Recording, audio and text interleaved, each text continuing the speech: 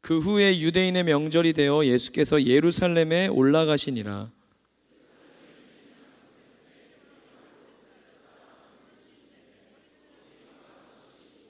그 안에 많은 병자, 맹인, 다리 저는 사람, 혈기 많은 사람들이 누워 물의 움직임을 기다리니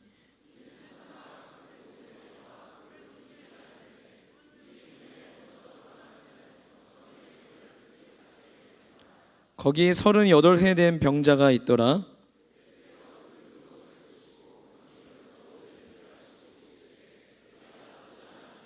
병자가 대답하되 주여, 물이 움직일 때에 나를 못에 넣어주는 사람이 없어 내가 가는 동안에 다른 사람이 먼저 내려가나이다.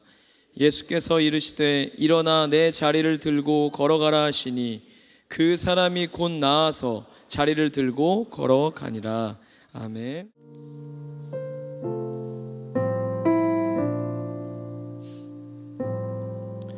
낮은 곳으로라는 찬양인데요. 가사가 이렇습니다. 우리의 섬김이 더 낮은 곳으로, 우리의 고백이 더 낮은 곳으로, 쓰러져 있는 그들을 향해 당신이 그랬듯 더 낮은 곳으로, 낮은 곳으로 우리를 초대하네, 함께하자고 말씀하시네.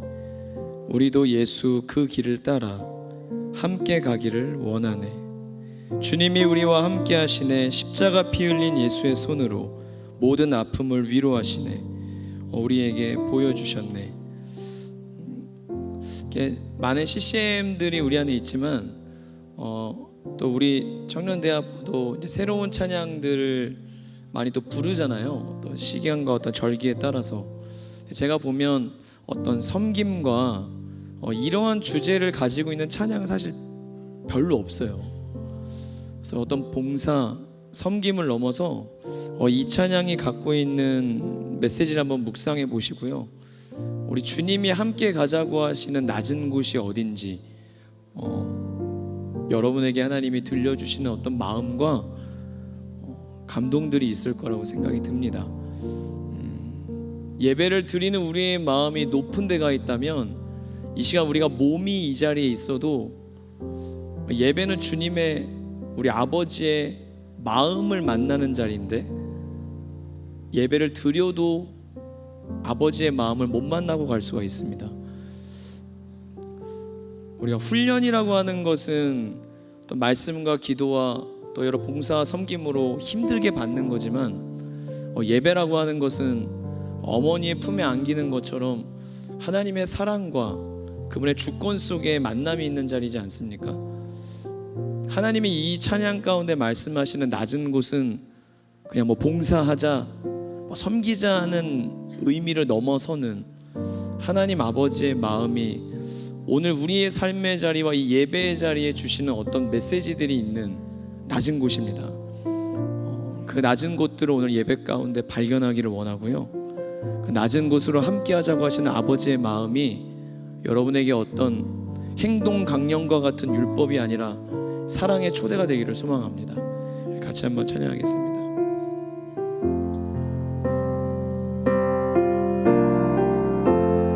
우리의 섬김이 더 낮은 곳으로, 우리의 고백이 더 낮은 곳으로, 쓰러져 있는 그들을 향해 주님이 그랬듯 더 낮은 곳으로. 다시 한번 우리의 섬김이, 우리의 섬김이 더 낮은 곳으로, 우리의 고백이 더 낮은 곳으로, 쓰러져 있는 그들을 향해 주님이 그랬듯 더 낮은 곳으로, 낮은 곳으로 우릴 초대하네. 함께 하자고 말씀하시네.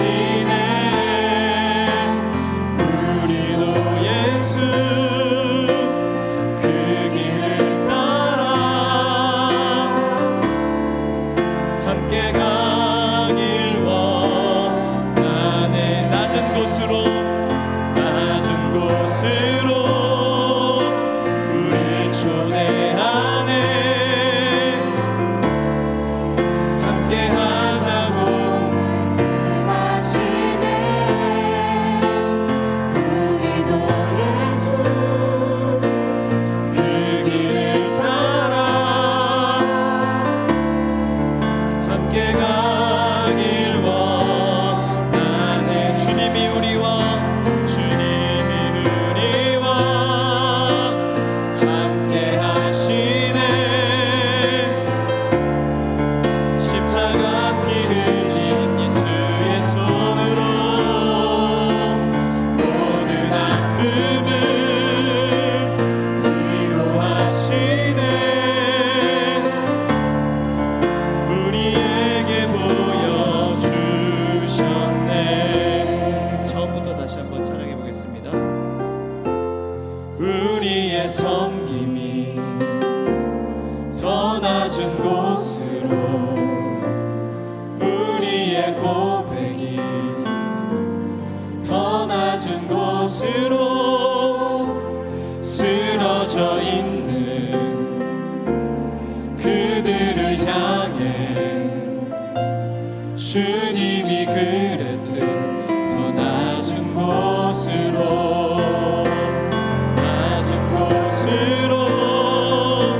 우릴 초대하네.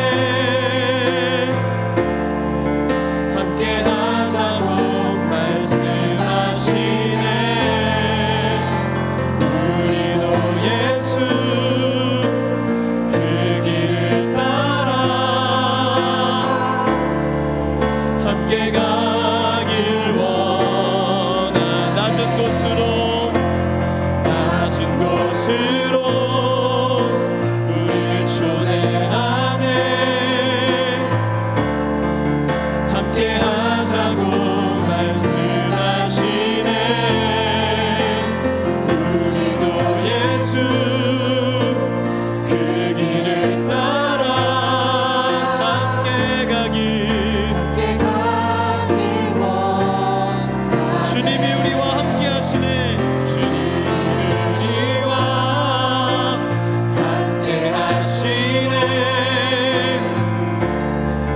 십자가 피 흘린 예수의 손으로 모든 아픔을 위로하시네. 우리에게 보여준 주님이 우리와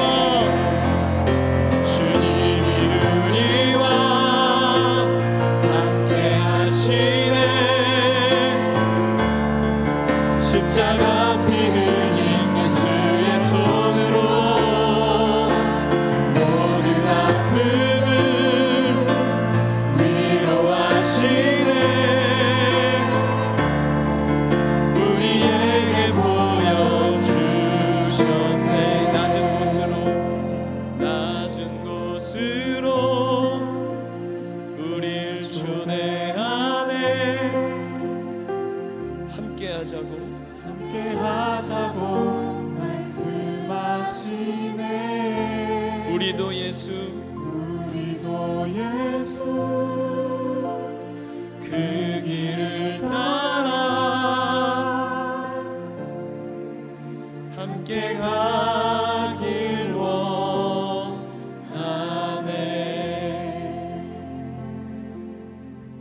좋으신 주님, 설레이며 나왔습니다.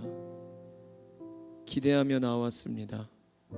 주신 은혜가 커서 감사하며 나왔습니다.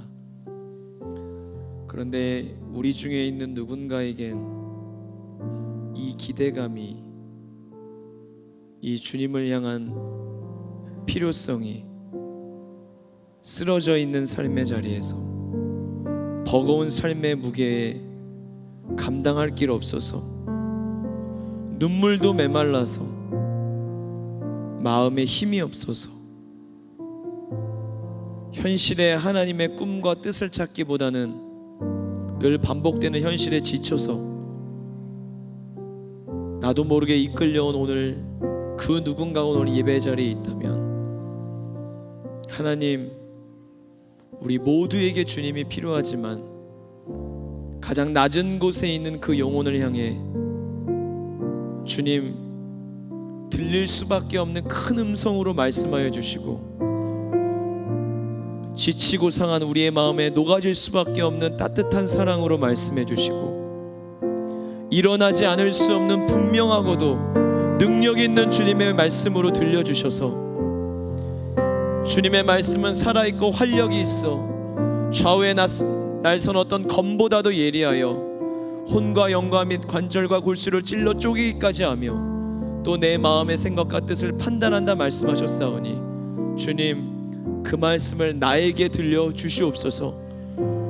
들을 수 있는 마음을 허락하여 주시고, 염려로 인해 나뉘어진 마음을 하나님 앞에 집중력으로 붙이게 하여 주옵시며, 여전히 내가 지고 있는 짐을 주님께 맡기게 하여 주옵시고, 내 열심으로 주님을 따라가려고 했던 마음을 내려놓고 만군의 여호와의 열심히 이루심을 믿고 그저 주님의 은혜를 구하는 마음으로 이 시간 주 앞에 서게 하여 주시옵소서. 부족한 종의 입술을 가려주시고 하나님이 하시고자 하는 말씀만이 드러나는 시간 되게 하시며, 듣는 마음에서 끝남이 아니라 듣고 결단함과 따라감과 주님을 향해 새로운 자리로 초대하시는 하나님 앞에 제가 함께 가기를 원합니다. 우리의 인격으로 반응할 수 있는 시간 되도록 역사하여 주옵소서. 살아계신 우리 주 예수 그리스도의 이름으로 기도드리옵나이다. 아멘.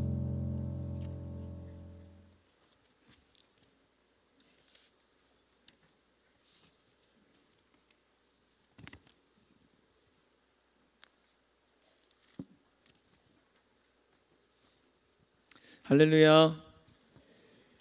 하나님께서 우리를 사랑하시는 줄로 믿습니다. 제가 목소리가 참 저의 약함 중에 하나라서 그 월요일 날 기회가 닿아서 어떤 분에게 이렇게 치료할 수 있는, 좀 이렇게 코칭을 받을 수 있는 음성학 치료하시는 분에게 갔다 왔는데 그분이 그러시더라고요. 제가 이제 제 목소리가 저음이래요. 그러니까 제가 평상시에 목소리가 많이 쉬는 이유 중에 하나가, 저희가 뭐 기도의 찬양의 자리도 있지만 사실 지금 톤으로 얘기하지 말라 그러더라고요. 이렇게 말하면 저는 목소리가 계속 지금 데미지를 입는 거예요. 그래서 톤을 높이고 부드럽게 계속 얘기하라고 하시더라고요. 그래서 뭐 할렐루야 약간 이런 식으로 얘기하라고 하는데 이게 도저히 일상 언어에서 안 돼요. 저한테 이게 뭐 허밍으로 하다가 설교도 하나님이 당신을 사랑하십니다 이렇게 하라는데 제가 도저히 할 수가 없어서 그냥 생긴 대로 하겠습니다. 잘, 목소리가 별로 좋지 않은 목소리지만 여러분 또 제 목소리에 뭐 구애받지 않고 또 여러분의 또 하나님 주시는 말씀을 잘 들을 수 있는 시간이 될 수 있었으면 좋겠습니다. 오늘 우리가 본문에 읽은 베데스다 연못가는 이미 우리가 읽어서 알고 있는 이 텍스트의 내용과 같이 가끔 천사가 나타나서, 베데스다라고 하는 지명의 이름이 여러분 자비의 집이거든요. 자비가 가득한 집이 이 베데스라는 이름인데, 베데스다, 이 자비의 집에 가끔 천사가 나타나 연못가의 물을 휘저으면 그 다음에 제일 먼저 그 물속으로 뛰어드는 사람은, 그게 뭐 병이 약한 거든 중한 병이든 뭐 치료할 수 없는 어떤 불치병이든 낫게 되는 기적을 하나님이 이 베데스다 연못가의 자비의 어떤 것들을 베풀어 주셨어요. 그러니까 이 베데스다 연못가에는 수많은 병자들이 인산인해를 이루었던 곳이에요. 아프고 질병으로 인하여 오갈 데 없고 치료할 길 없고 마음이 상하고 주위에 아무도 돌봐주는 사람들이 없는, 정말 이 세상에 지극히 작은 자들이 이 기적의 소문을 듣고, 이 선착순으로 기적은 하나님이 한 번은 베푸시니까, 천사가 나타나면 한 명은 나으니까 그 기적이라도 내 기적이 되기 위해 갖고 그 연못가 주위를 늘 긴장과 서로를 향한 견제와, 얼마나 여러분 다툼이 많이 일어났겠어요. 몸도 아픈데 제일 먼저 뛰어들려고 하는 마음 속에 이곳은 늘 싸움과 다툼과 얼마나 많은 어려움이 있는 자리가 되었는지 몰라요. 오히려 어쩌면 이름은 자비의 집인데 자비와 은혜의 모습은 하나도 없는, 우리가 세상 가운데 나아가 맞이하게 되는 수많은 무한 경쟁의 사회 속에 떨어뜨려 놓은 우리의 모습과 같지 않습니까? 베데스다 연못가는 자비를 잃어버린 집이 되었습니다. 하나님의 은혜와 멀어진 집이 되었습니다. 그곳의 현실은 우리의 세상의 모습과 다르지 않습니다. 우리도 세상 속에서 저는 우리의 예배의 자리가 이 교회라고 하는 현실이 그냥 믿음이 좋고 믿음의 길을 잘 걸어온 사람들의 모임이 되면 안 된다고 생각합니다. 이곳은 진짜 베데스다 연못가의 자비를 구하는 그 아프고 상하고 헐벗고 굶주리고 정말 세상에서는 길이 없어, 기적은 진짜 길이 없는 사람들에게 기적이지 않습니까? 많은 방법 중에 좋은 방법이 아니라 길이 없고 방법이 없는 사람들에게 있는 유일한 길이 기적인데, 우리에게 하나님을 소망으로 둔다는 것은 이 자리가 베데스다 연못가와 같은 자리가 아닐까요? 그러나 하나님의 기적에 어떤 하나의 길과 하나의 방법만 있다고 하는 한계성이 아니라 그냥 나만 은혜 받으려고 하는 마음, 나만 은혜 받고 네가 아픈 거는 상관없고 너의 아픔의 자리보다 내가 더 아프고, 우리가 외롭고 이기적일 때 그렇잖아요. 내가 더 아파, 네 아픔 돌볼 시간 없어, 네가 갖고 있는 삶의 어려움보다 내가 더 힘들어, 그러니까 난 지금은 좌우를 돌아볼 수 없어. 우리가 물론 세상 가운데 지쳤지만 그러한 마음뿐인 마음으로 이 자리에 왔다면, 여러분 오늘 우리가 이 베데스다 연못가에서 베풀어 주시는 하나님의 진짜 자비와 기적과 은혜가 어디에 있는지 오늘 우리가 배워야 할 필요성이 있는 것 같습니다. 여러분, 공공시설이나 학교에 가면 분실물 신고센터라는 것이 있어요. 습득한 분실물을 맡기기도 하고 또 분실물을 찾기 위해 조회도 해주는 곳입니다. 우리도 수련회 한번 갔다 오면 여러분 분실물이 얼마나 많이 나오는지 몰라요. 옷가지부터 시작해서 여러 물품들이 있는데, 분실물 신고센터도 거기에 있는 관계자들, 책임자들이 이구동성을 하는 이야기가 있습니다. 잃어버리는 물건은 너무 많은데 찾아가는 사람이 없다는 거예요. 그것도 뭐 버리면 되는 물건이 아니라 잘 보면 고가의 물건도 있고 가치 있는 것도 있는데 하나같이 안 찾아간다는 것입니다. 언제 찾아가나 가지고 있다 하는 수 없이 버릴 날만을 기다리고 있는 물건들이 많습니다. 뭐 또 사면 될 텐데 뭐 귀찮게 뭘 찾으러 가. 아이들이 잊어버려도 부모도 그냥 뭘 거기까지 가냐, 또 찾으면 돼, 사주면 되지 뭐 됐어. 근데 여러분, 이렇게 우리의 삶에 우리는 살면서 잃어버린 것들이 많잖아요. 근데 잃어버린 순간에 그런 것들을 흔하고 천하고 귀하게 여기지 않으면 어느 것 하나 귀하게 여길 수 없는 마음에 우리 안에 틈들이 생깁니다. 이런 물건에 대한 가치관은요, 물건에 대한 가치에서만 머무르는 것이 아니라 진짜 소중한 것에 대한 가치로도 이것이 전가돼요. 사람에 대해서도 마찬가지입니다. 여러분, 나는 안 그런 것 같아도 우리가 충분히 그럽니다. 저도 뭐 대학부의 리더의 자리를 걸어왔고 저도 목사이긴 하지만 중요한 걸 알면서도 우리가 지금 도움이 필요한 사람을 외면할 때가 얼마나 많은지 모릅니다. 저희 집이 지금 이제 마루가 정말 저희 아들의 영준이 랜드로 바뀌었어요. 온갖 장난감, 뭐 인형들, 책들, 뭐 저희 가정의 영준이의 그냥 단독 공간으로 마루가 다 바뀌어 버렸어요. 정말 지저분해. 뭐 정리해도 정리한 것 같지도 않고 지저분한데, 참 신기한 게 몇 살이나 됐다고 벌써 막 뽀로로의 눈을 뜨면서, 눈을 뜨니까 어느 순간 뽀로로 장난감들이 계속 진열돼요. 전시장이 되고 있어요. 절대 사주지 마십시오, 여러분. 제대로 갖고 놀지도 않는데 자기 찾고 싶을 때는 막 정말 집착을 해요. 근데 수많은 인형들도 있고 장난감도 있지만 아이니까 제대로 다룰 줄 모르니까 금방 고장나요. 뭐 자동차는 바퀴도 빠지고요, 인형들은 뭐 손 날아가고요, 뭐 얘가 제대로 작동하는 걸 모르니까 때로는 뭐 스위치 켜고 뭐 하다 마음에 안 들면 막 이렇게 팍 땅바닥에 막 쾅쾅 쳐요.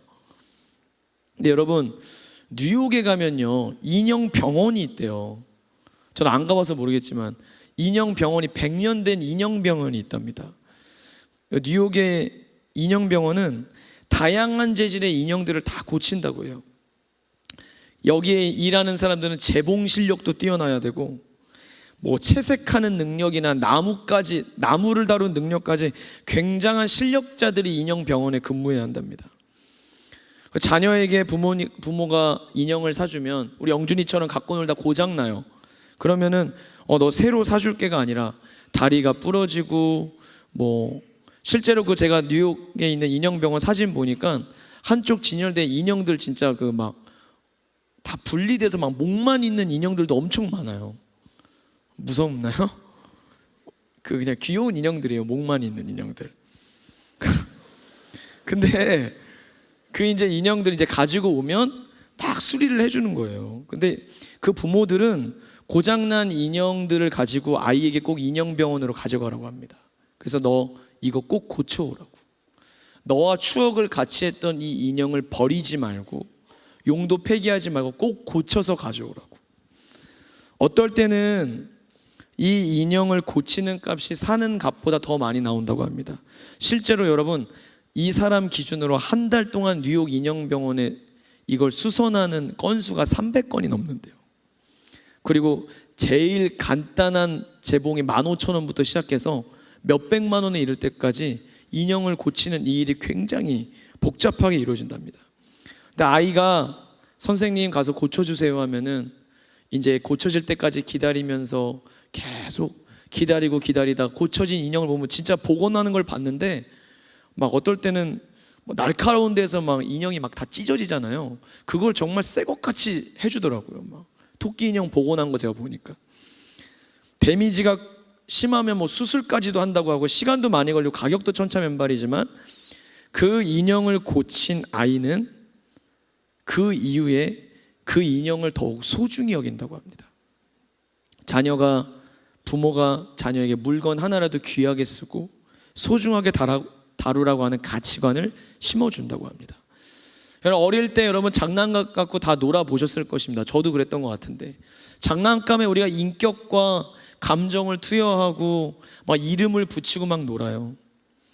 어릴 때의 한낱 장난인 것 같지만 그 어릴 때의 그 놀이에서부터 어린아이들은 인격을 투여하고 표현하는 시간들을 배웁니다.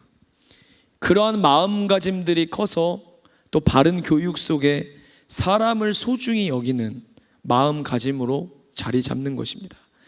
만약 인형이 조금 고장났다고 그냥 발로 밟고 집어 던지고 새 거 사줘 라고만 한다면 우리 안에 소중한 것들을 지켜나가는 교육을 갖지 못하게 되는 것이죠.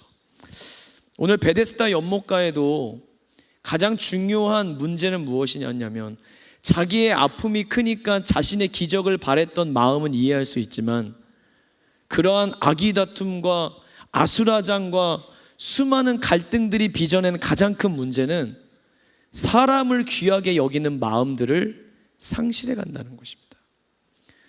여러분, 우리가 내가 아프지만 그래서 그런 말이 있어요. 사람이 적당히 아프면 다른 사람을 내 아픈 것 때문에 더 아프게 한답니다.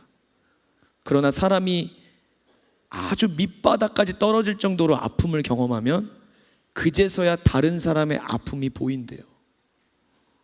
멋진 말이지 않습니까? 제 말이 아니고 저도 본 거예요. 적당히 아프면 다른 사람을 아프게 하는데 내가 정말 많이 아프면 다른 사람들이 가진 아픔이 민감하게 나한테 다가오는 거예요. 베데스다 연못가는 사는 사람들의 아픔을 헤아리거나 민감하게 나의 아픔을 여기지 못하고 너의 아픔은 너의 아픔, 나의 아픔은 나의 아픔, 내 상처는 내 상처, 네 상처는 네 상처, 모든 게 구별되고 오히려 내가 더 아프면 아픈 거를 증명하려고, 이 기적을 내 것으로 만들려고 해왔던 삶의 자리가 되어져 버렸습니다. 우리의 삶에도 앞서가려고 하다 보면 우리 교인이라고 하는 정체성과 받은 은혜도 어느샌가 무색하게 쉽게 세상 속에 나가서도 나밖에 다시 모르는 삶을 살게 됩니다. 낮은 곳으로 섬기는 기쁨을, 저는 아마 우리 청년부도 마찬가지고 대학부도 섬기는 기쁨을 모르는 사람은 없을 거라고 생각해요. 우리의 영혼이 자라난다는 것은 맛있는 거 하나를 내 배를 채우기에 먹을 때 기쁨은 처음이지만 다른 사람을 줄 때 기쁘다는 걸 경험하는 것 같아요. 내가 은혜 받는 것도 귀하지만 이 은혜를 갖고 이 은혜가 꼭 필요한 자리에 아무것도 아닌 난데 내가 주님의 은혜로 섬길 때 함께 살아남을 경험하면서 그 낮은 곳, 그 섬기는 자리, 주님의 은혜가 나를 통해 진짜 흘러가야 할 자리를 발견하는 것이 얼마나 큰 기쁨인지 아마 여러분 한 번이 아니라 여러 번 경험하셨을 것입니다. 그러나 우리는 세상 가운데 나아가면 금방 우리의 삶의 자리를 베데스다 연못가로 만들어 버립니다. 주님의 사랑을 나누고 토요일 주일 충만하게 부르짖고 예배하며 받았던 은혜들을 나눌 사람들을 주님이 붙여주시고 보여주시는데 오늘 지금 내 눈앞에 현실이 버겁고 급하고 내 문제가 중하다 보면 우리는 나의 길을 향해서만 가게 될 때가 참 많이 있는 것 같습니다. 우리 안에 우리가 예수님을 믿으며 걸어감에도 불구하고 가장 많이 자꾸 잊어버리게 되는 가치가 한 영혼의 가치인 것 같아요. 한 사람의 중요성. 오늘 예수님께서 이 모든 요한복음을 진행하면서 계속해서 비판하시고 부딪히셨던 분들이 유대의 종교 지도자들입니다. 그들은 한 사람의 영혼의 무게를 의인과 죄인이 다르다고 생각했고 세리와 수많은 병자들과 하나님의 말씀과 믿음이 있는 사람들의 영혼의 무게를 다르게 해석했어요.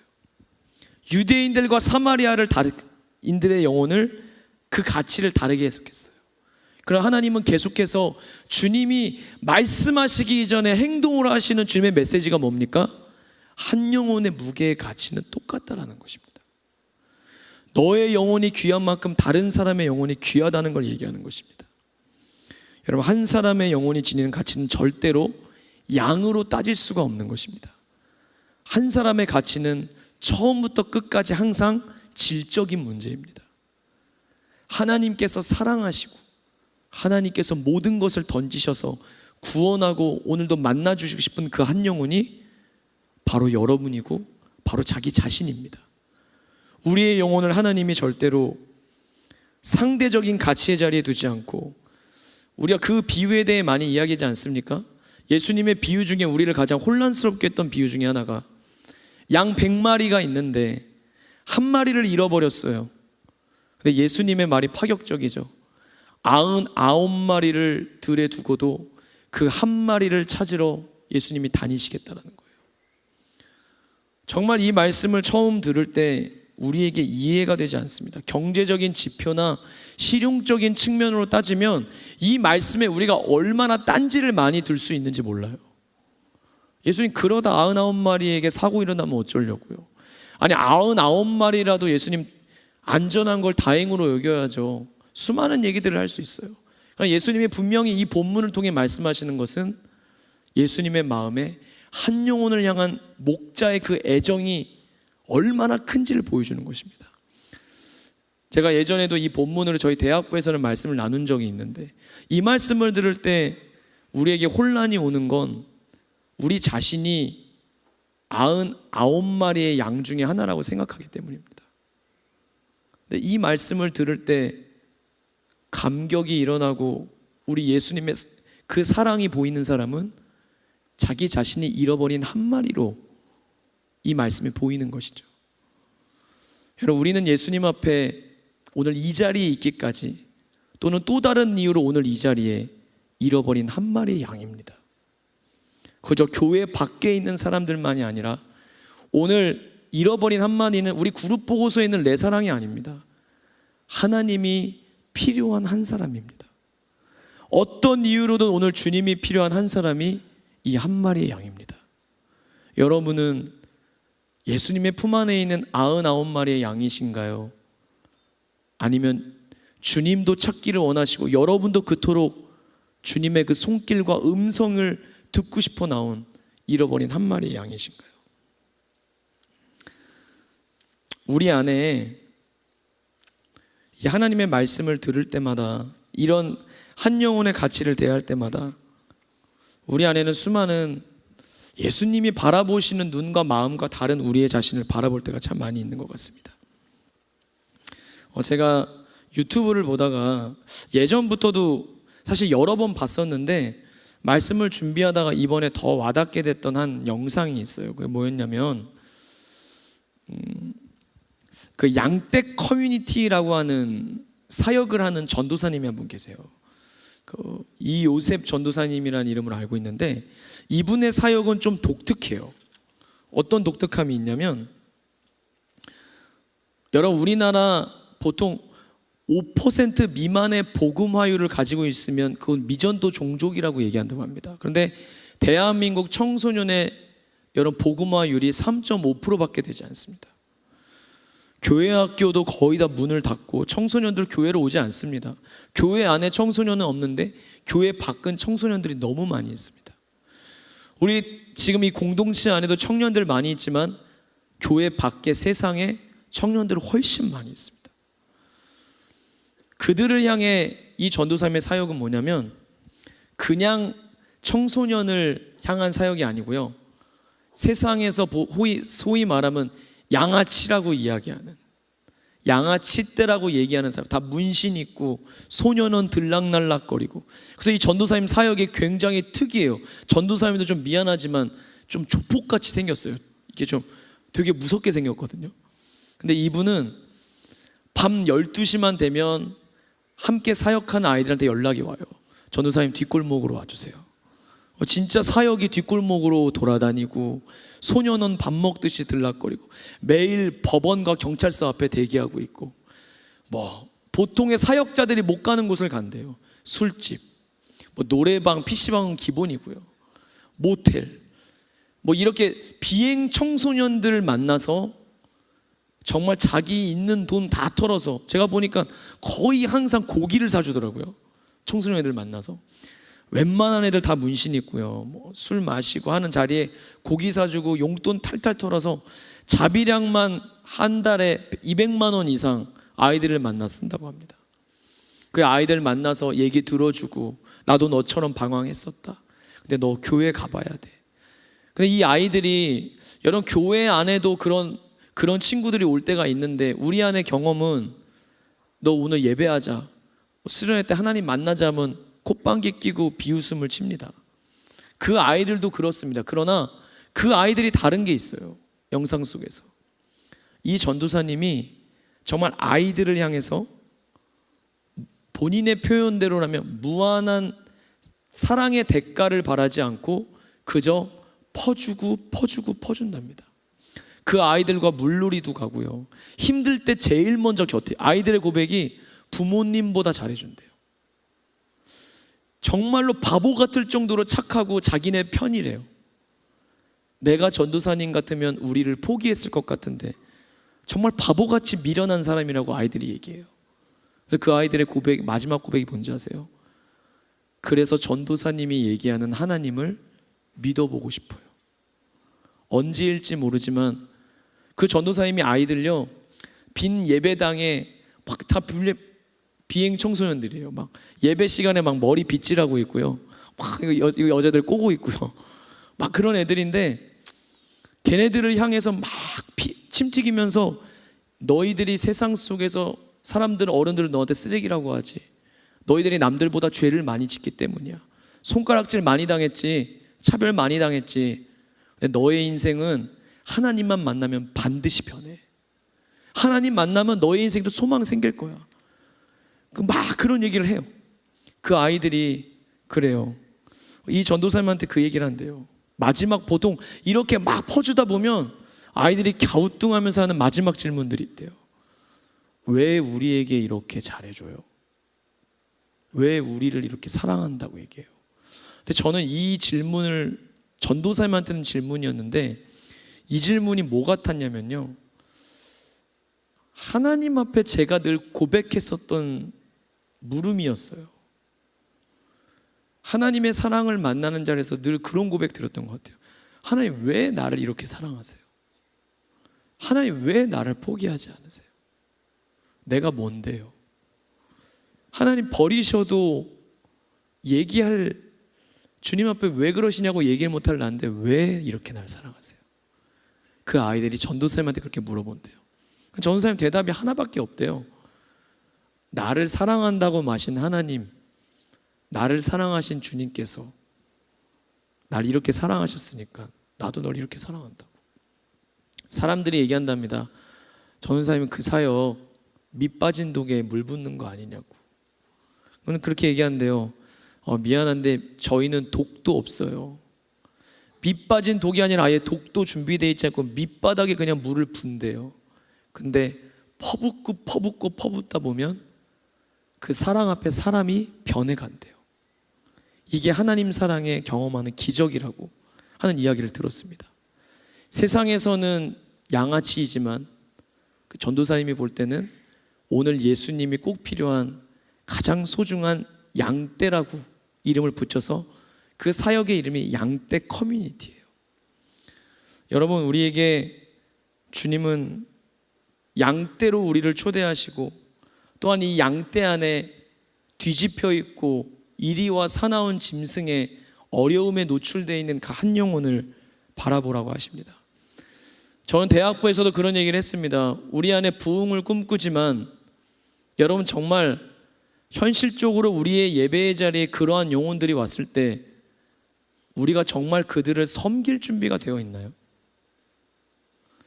저는 분명히 믿음으로 고백해요. 한 영혼이 우리 이 공동체에 와도 하나님이 보내주시는 거예요. 그렇다면 하나님이 우리의 공동체에 사람을 보내주시지 않는 건, 만약에 우리가 한 명을 보내줘도 그 영혼을 하나님의 눈과 마음으로 섬길 준비가 되어 있지 않기 때문이 아닐까요? 부정적인 얘기를 하고 싶은 게 아니라 우리에게 먼저 준비되어야 될 마음이 청년부와 대학부의 부흥과 화려한 어떤 옛날에 어땠어? 여러분, 그거 저는 경험한 세대, 우리 청년부도 많이 있으시겠죠. 옛날에 이랬어. 그게 아니라 지금 우리의 모습 속에 인정할 거 인정하고 하나님이 한 영혼을 보내주셔도, 그리고 그것이 정말 우리 안에 자주 못 본 정말 문신을 한 사람이나 알코올 중독자나 세상에 오늘 이곳이 마지막 기회라고 생각해서 온 사람들도 우리가 다른 눈, 거부감, 두려움의 눈이 아니라 우리가 가장 먼저 예수님을 소개하고 싶고 이 사랑의 따뜻한 품이 얼마나 필요한지 알려주고 싶은 그 사랑으로 맞이할 준비가, 우리 이곳이 진짜 베데스다라는 이름의 뜻과 같이 자비의 집이 되어야 되지 않겠습니까? 오늘 주님은 우리에게 그러한 마음을 함께 갖자고 말씀하십니다. 베데스다 연못가에 주님이 바라보시니까 수많은 병자들이 있는데 오늘 주님의 눈에 띈 한 영혼은 38년 동안, 오늘 성경 본문에 보면 그 누운 것을 주님이 보셨다고 얘기해요. 그리고 오래됐다고 얘기해요. 왜 하나님이 이 영혼을 만나 주셨을까 질문을 던져보면 성경에 답은 없지만 저는 이 사람이 가장 마음이 상한 사람이 아닐까 싶어요. 예수님이 보시기에도 오래되었다는 것은 정말 그 주저앉는 자리가 아니라, 지난주에 우리 담임 목사님 말씀이 예수님 앞에 앉는 변화였거든요. 여러분, 우리 하나님이 두 다리를 주셨습니다. 걸어가라는 인생입니다. 힘이 있으면 뛰어가야죠. 근데 살다 보면 예기치 않게 주저앉을 때가 있습니다. 단지 조금 쉬어가는 게 아니고 아예 털썩 주저앉아서 일어날 힘과 의지를 못 갖게 될 때가 있더라고요. 근데 오늘 이 병자는 주저앉은 정도가 아니고 누워버렸어요. 앉은 정도가 아니고 주저 누워버렸어요. 다 포기한 거예요. 얼마나 많은 사람들이 이 38년 동안 자기 이 병자보다 앞서서 연못가에 뛰어들고 자기 나름의 할렐루야를 외쳤을까요? 하나님이 치료하셨다고. 자기는 늘 이 은혜와 자비와 기적에서 소외돼 있어. 어디가 아프세요라고 하는 주위의 그냥 의례적인 질문에도 이제 더 이상 대답할 힘도 없고 지쳐버렸고, 마음에 또다시 천사가 휘젓는 모습을 볼 수는 있지만 그 주인공은 될 수 없는 그 현실 앞에서 자꾸만 상해져. 은혜의 현장에서도 은혜가 소외될 때 여러분 마음이 얼마나 아픈지 아시죠? 그러한 아픔을 겪는 이에게 예수님은 베데스다 연못가의 이 병자를 주목하셨어요. 그 누운 것을 보셨고 얼마나 아픈지 아셨고 그에게 말씀하셨어요. 네가 낫고자 하느냐? 네가 낫고자 하느냐? 이것은 병을 갖고 있는 환자들에게 하시는 말씀이 아니라 오늘 우리 모두에게 던지시는 예수님의 직구입니다. 우리의 마음에 주님이 던지시는 거예요. 네가 낫고자 하느냐? 병을 갖고 있는 사람만이 아닙니다. 여러분 삶에 이겨내고 싶은 현실이 있으시죠? 자기 모습을 보면 변화하고 싶은, 사실 여러분 마음속에 번번이 실패하고 넘어져서 이제는 하나님 이렇게 해주세요라고도 얘기해봐야 실망할 것 같은 자기 모습, 내 노력, 내 힘으로 안 되는, 어떤 방법으로도 나아지지 않고 변화되지 않았던, 개선되지 않았던, 그러나 사실은 우리 안에 진짜 있는 깊은 곳에 있는 우리의 중심, 낫고 싶은 마음, 예수님이 진짜 필요한 그 이유, 주님은 그걸 물어보신 거예요. 여러분 이 물음에 고개를 돌리면 안 됩니다. 오늘 저는 그 찬양 인도자가 저 찬양을 준비한지 몰랐는데 주님이 필요하다는 고백, 이 고백만큼은 우리가 하나님 앞에 어떤 순간이든 어떤 넘어짐의 자리든 목 놓아 가장 진실하게 외쳐야 할 우리의 반응입니다. 네가 낫고자 하느냐 할 때 힘이 없어도, 여러분 누워있고 이 영혼의 마음을 주님이 아시잖아요. 알고 다가오셨어요. 오늘 우리의 마음을 아시는 분은 주님밖에 없습니다. 여러분의 마음의 깊은 곳에 하나님께 사실은 가장 하고 싶은 그 얘기를 직접 듣고 싶은 분도 주님이세요. 우리가 주님의 이 물음 앞에, 우리가 주님께서 길과 진리 생명 되심을 믿고, 주님 제가 낫고자 합니다, 변화되고 싶습니다, 주님이 필요합니다, 은혜를 주시옵소서, 오늘 나를 긍휼히 여겨주소서 고백해야 할 줄로 믿습니다. 병자가 얼마나 힘들었으면, 누군가 얼마나 이렇게 물어봐 주지 않았으면 대답해요. 그동안 물이 움직일 때 아무도 나를 넣어주는 사람이 없었다고.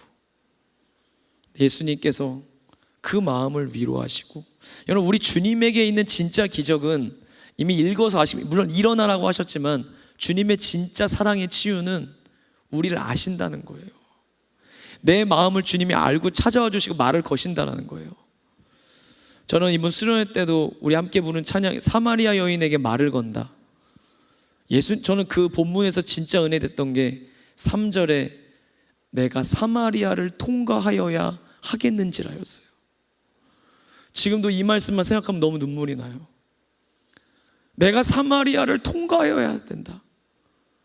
예수님의 마음속에 사마리아의 이 베데스다 연못가에 38년 누운 여인과 같이, 병자와 같이 예수님의 그 음성과 다가감과 사랑이 필요한 목마른 여인 하나를 보고 주님의 모든 일정을 거기 하나에 맞춰서 내가 사마리아를 통과해야 된다 말씀하시는 것입니다. 여러분 우리 안에 이렇게 따스한 눈과 마음으로 다가오시는 주님을 닮아가는 은혜가 오늘 우리에게 있기를 원합니다. 베데스다 연못가가 진짜 자비의 집이 되기 위해서는 주님이 찾아오셔야 하고, 주님이 찾아오셨던 그 걸음을, 그 마음을 배우고 알아가는 우리의 변화가 있어야 합니다. 우리가 얼마나 많은 선입견을 가지고 있는지 몰라요. 여러분 저희 작년에 대학부 수련회 때 그 김건희 청년 여러분 한 번씩 들어보셨죠? 그 김건희라고 하는 청년의 앞에 수식어는 예수 믿는 청년이라고 하는 수식어가 붙어요. 나중에 한번 유튜브에 쳐보세요. 이 친구는 실제로 이분이 우리 대학부 특강 강사로 오셨는데 전 사실 주의종되고 제일 많이 못 들어본 단어가 친구거든요. 근데 이렇게 티타임을 갔는데 근데 이분 외모가 아시는 분 이분 외모가 저 몰라 스트레스성 탈모로 머리가 거의 다 이렇게 벗겨지셨어요. 거의 스님 같아요 외모가. 저희 수련회 때도 개량 한복을 입고 나타났어요. 거의 스님 같아요 외모는. 근데 이분도 저랑 대화하다가 제가 이제 나이가 너무 궁금하게 혹시 나이가 어떻게 되냐 했더니 나이가 얼마인데 저랑 동갑이더라고요. 보자마자 저한테 친구야 그러더라고요. 너무 낯설었어요. 그 단어를 10년 만에 거의 처음 들어본 것 같아요. 그래서 저도 모르게 친구야 친구하자 그래서 제가 친구라고 하는 거예요 여러분. 근데 이 김건희 씨가 이분의 사역은 특별히 노숙자들을 찾아가서 본인이 생각할 때 귤 우리가 먹는 귤을 전해주는 그 귤 아티스트라고 본인을 부르는데 한 번은 이분이 노숙자들을 찾아가는 사역은 참 많이 하는데 청년으로서 남자로서 진짜 가고 싶은데 참 어려웠던 곳이 있었대요. 그게 어디냐면 율락가였어요. 율락가에 있는 그 여인들을 생각하면 귤을 전해주고 싶은데 거기가 가기가 참 어렵더래요. 어느 날 용기를 내서 그곳에 갔대요. 가자마자 이제 어머니라고 부르더라고요. 그분이 마주해 주면서 청년 자구가 연계 많아 그러더래요. 그래서 어머니 저 그게 아니고요. 저 예수 믿는 사람이에요.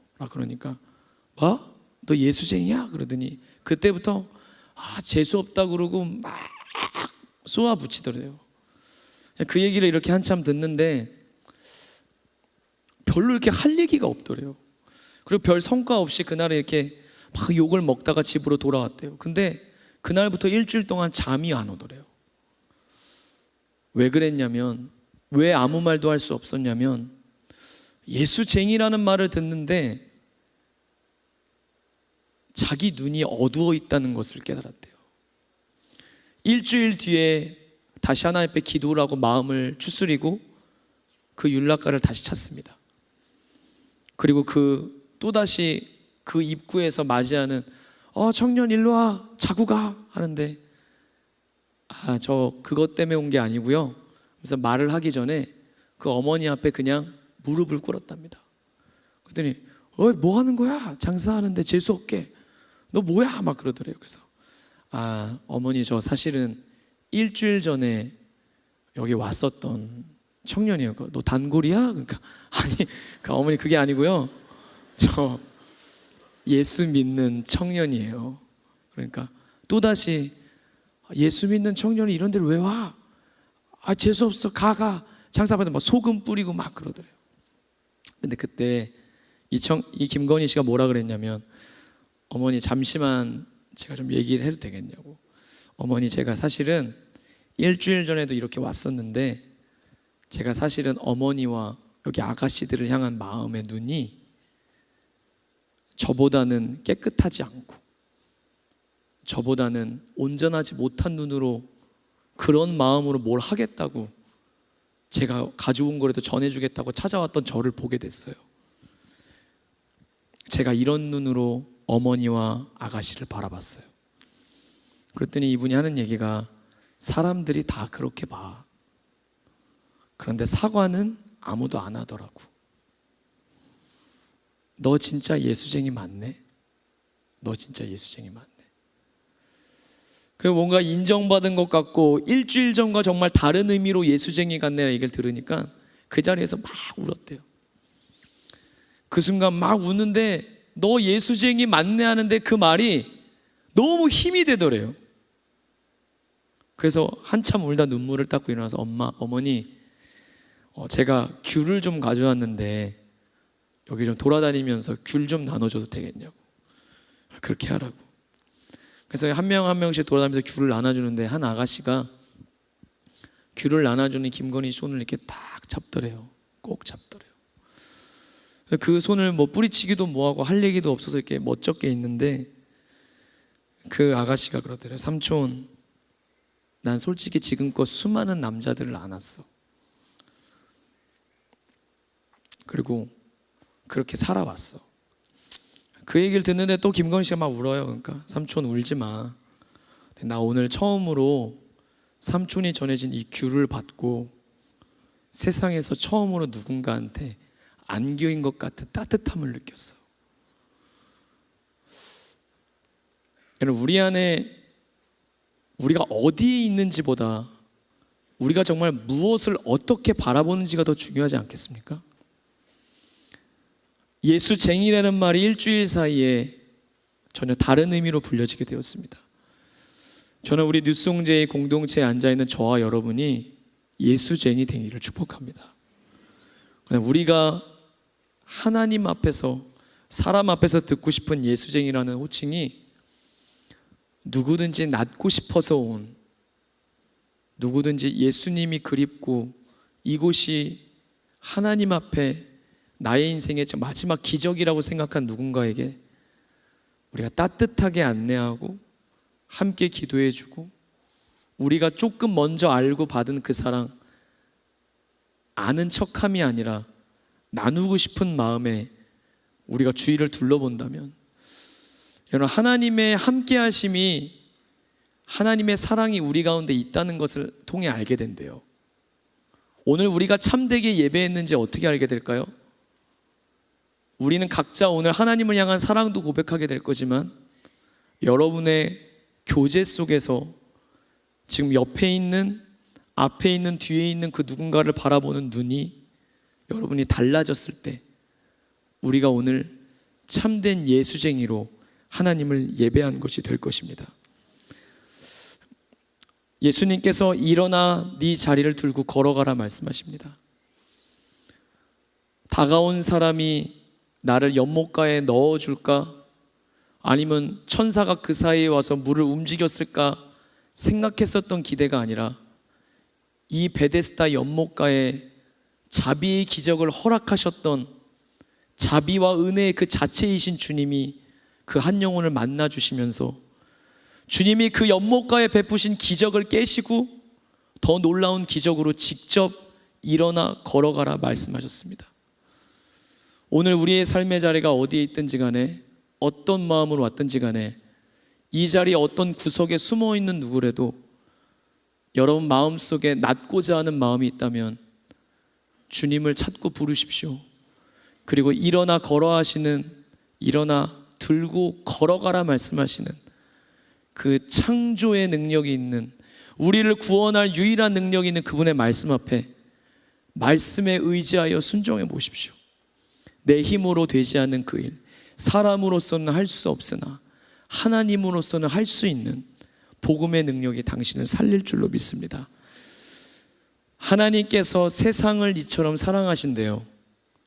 세상 앞에 가려진 나라는 존재가 아니라 세상 안에 포함되어 있기에 나를 곧 세상 전부라고 얘기하시는 하나님의 사랑이 오늘 우리의 영혼을 가장 귀히 여기 보시면서 우리가 어떤 자리에 있든 오늘 나를 만나주기 위해 이 베데스다 연못가에 찾아오십니다. 참 자비, 참 은혜를 주님에게서 발견하고 이 자비와 은혜가 필요한 누군가를 다른 눈으로 바라보는 우리가 아니라 하나님의 마음으로 볼 수 있게 되는 은혜가 오늘 이 예배 가운데 있기를 소망합니다. 함께 찬양하고 기도하겠습니다.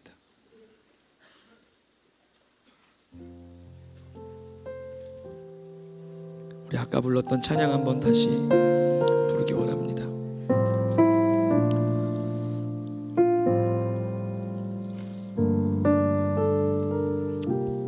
우리 지난주 뉴스홍 예배에요, 개인의 프라이버시는 얘기할 수 없지만 분명히 누군가는 마지막이라고 생각하고 온 이 자리에서 하나님의 빛을 경험한 사람들이 있었습니다.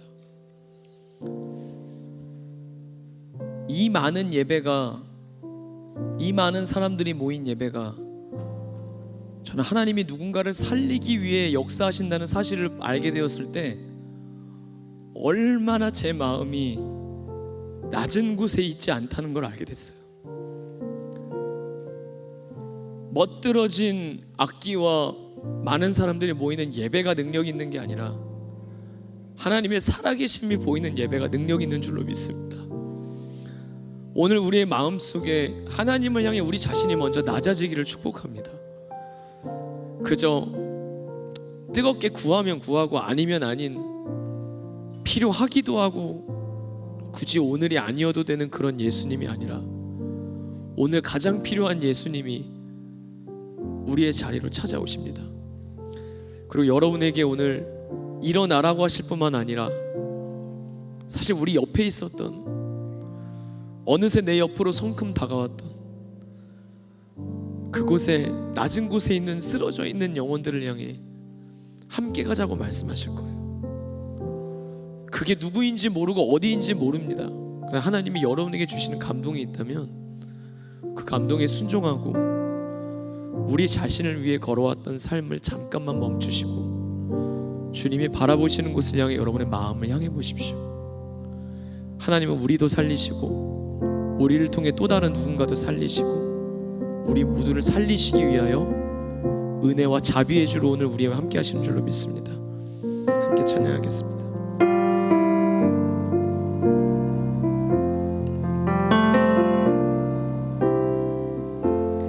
우리의 섬김이 더 낮은 곳으로, 우리의 고백이 더 낮은 곳으로, 쓰러져 있는 그들을 향해 주님이 그랬듯, 주님이 그랬듯 더 낮은 곳으로 우리의 섬김이, 우리의 섬김이 더 낮은 곳으로,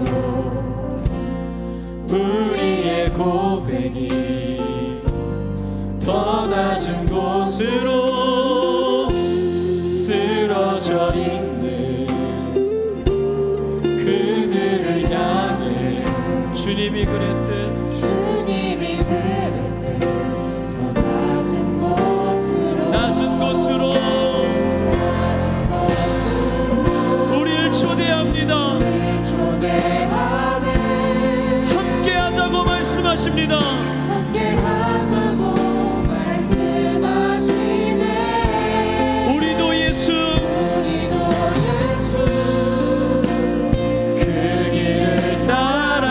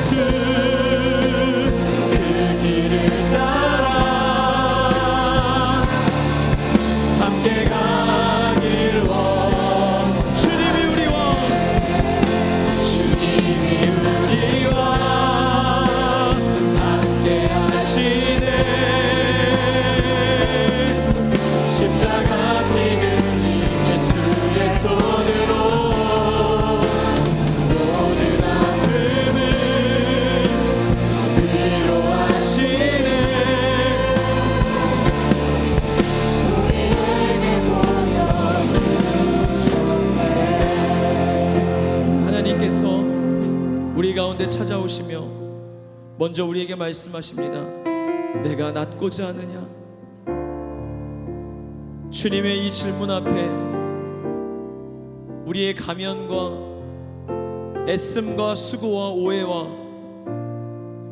우리의 모든 수고를 그치고 주님의 이 물음 앞에 대답하시기를 축복합니다. 주님, 제가 낫기를 원합니다.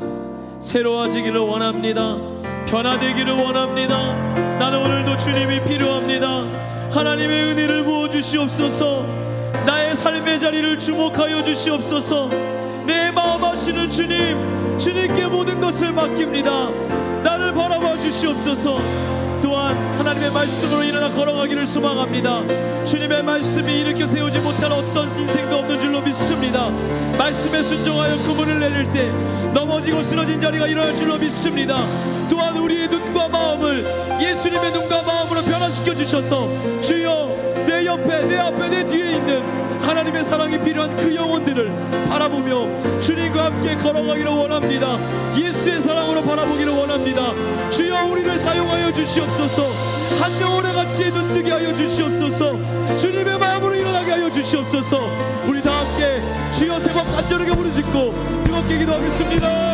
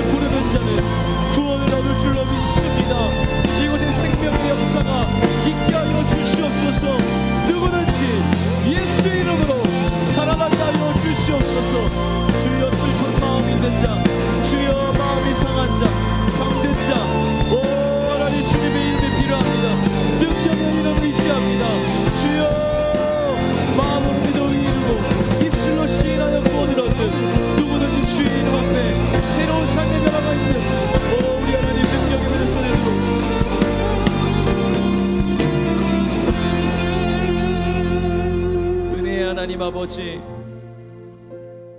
우리의 마음을 만져 주시옵소서. 나밖에 모르는